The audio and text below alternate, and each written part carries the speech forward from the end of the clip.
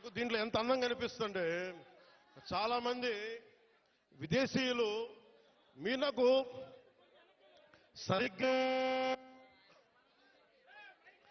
6 నెలల సమయం నాకు 6 నెలల సమయంలో ఇక్కడున్న మీకున్న లోపల శక్తి సమర్థత కానీ మన సౌర సోదరుల ఆర్ట్ కానీ టూరిజం కానీ అన్నిటినీ కూడా మీకు ఒక ప్రణాళిక చేసి 27 లోపు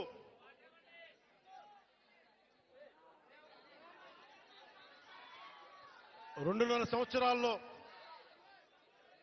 సంవత్సరాల్లో నేను ఇక్కడ అభివృద్ధి చేసి చూపిస్తాం. ఇక్కడ ముఖ్యమంత్రి గారి ఆధ్వర్యంలో ప్రధానమంత్రి గారి నిర్దేశకత్వంలో నేను కానీ మా మంత్రివర్గ సహచరులు కానీ మీకోసం ఒక కూలీలా పనిచేస్తాం, మీకోసం తిరుగుతాం.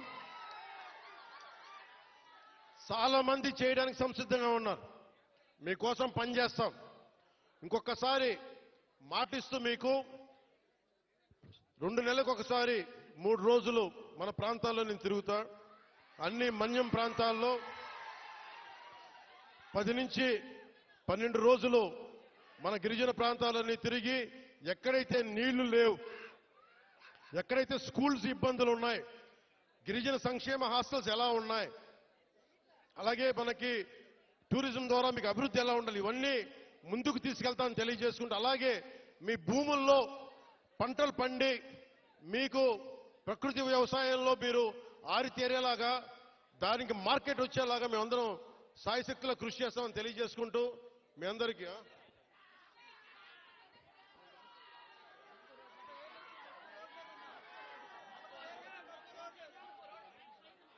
ఇవన్నీ మీరు దారి పొడవుతా నాకు మీరు అందరూ రకరకాల వినతులు ఇచ్చారు, వినతి పత్రాలు ఇచ్చారు, రోడ్లు ఉన్నాయి, అలాగే అక్కడ క్వారీ కూడా తవ్వుతున్నాం, క్వారీ కూడా తవ్వుతున్నారు, క్వారీలు కూడా అడ్డగోలుగా ఉన్నాయంటే అవి కూడా చేద్దాం. నాకు కావాల్సిందల్లా ఇక్కడున్న యువతలో మీరందరూ కూడా మీరు ఏ జాతికి చెందిన వాళ్ళైనా నాకు అనవసరం, కొత్త నాయకత్వం మీ నుంచి పుట్టాలి. నేను కులం కానీ మతం కానీ ప్రాంతం కానీ చూడాల, మానవత్వాన్ని చూస్తాం.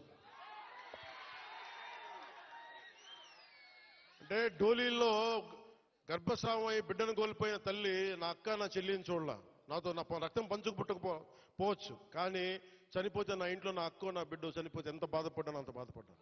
అందుకొచ్చాను ఈ రోజు ఇక్కడికి. నేను కోరుకుంటున్నది ఒకటే, నేను ఒక నిమిషం ముఖ్యంగా ఇక్కడున్న యువతకి ఈ రోజున మన కూటమి ప్రభుత్వానికి మీరు 164 సీట్లు ఇచ్చి, అలాగే అంతే 164 కదా 11 అంటే వాళ్ళ 11 మన 164 175 ఓకే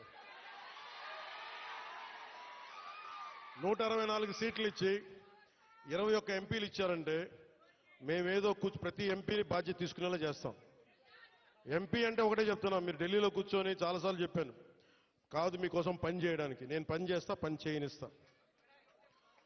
యువతకి ఒకటే అడుగుతా ఉన్నా, మీరు మీ నాయకులు, ఇప్పుడు నేను ఒక మాట చెప్పా, మీరు నాకు వెంటనే 2019లో మీరు నన్ను గెలిపించలా, మీరు నన్ను టెస్ట్ చేశారు కదా, నిలబడతాడా లేదా అనేది. అలా కాదు, నేను అనేది మంచిది, పరీక్షించాలి నాయకుడిని, పరీక్షించిన తర్వాత నిలబడతాడా లేదా అని తెలియాలి. అలాగే ఈ రోజున ఇప్పుడు రోడ్లు ఇందాక దారిలో వస్తుంటే రోడ్లు వేయిస్తున్నాం, బీటీ రోడ్లు వేయిస్తున్నాం, సీసీ రోడ్లు వేయిస్తున్నాం. అవి క్వాలిటీ రోడ్లు ఉన్నాయా లేదా అనేది ప్రమాణాలు ఉన్నాయి, అది మీరు కూడా చెక్ చేయాలి. మీరు గొడవ పెట్టుకునే అవసరం అయితే రోడ్లు క్వాలిటీ లేదు, ఎందుకు క్వాలిటీ లేదు, మీకు సంక్షేమ హాస్టల్స్ లో ఇబ్బందులు ఉన్నాయి, మాట్లాడండి. మీరు గట్టిగా ఉంటే కలెక్టర్ గారికి బలం వస్తుంది, అది మిగతా వాళ్ళని పనిచేయించడానికి. మీరు గట్టిగా ఉంటే మనకి ఎమ్మెల్యే గారికి బలం వస్తుంది, మీరు గట్టిగా ఉంటే మేడం గారికి బలం వస్తుంది.